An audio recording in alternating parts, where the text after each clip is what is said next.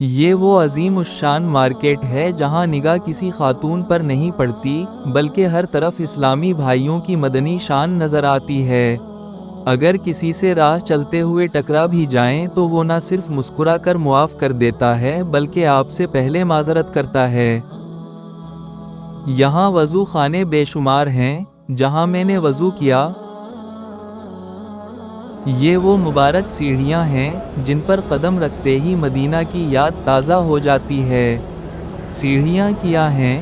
گویا روحانی بلندی کا زینہ ہیں۔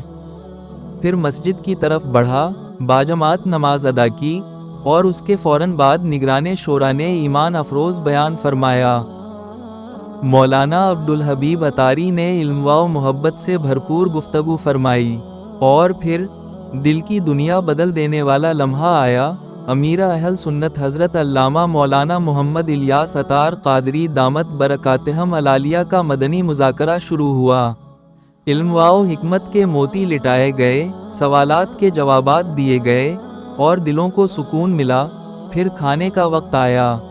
صبح ناشتے سے لے کر دوپہر کے کھانے تک سب کچھ فی سبیل اللہ، سب کچھ فری، چائے، ناشتہ، کھانا، سب کچھ۔